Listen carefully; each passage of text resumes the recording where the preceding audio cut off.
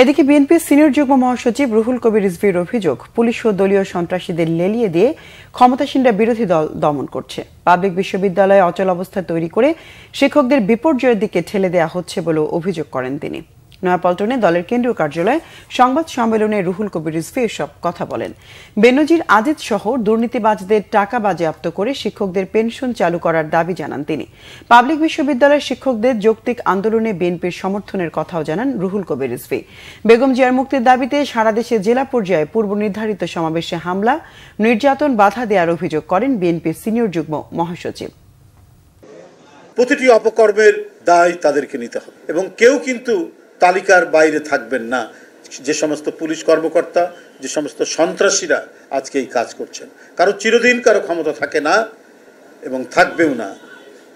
পতন অত্যাসন্ন, পতন হবেই, এবার খুব দ্রুতই হবে সেই পতন।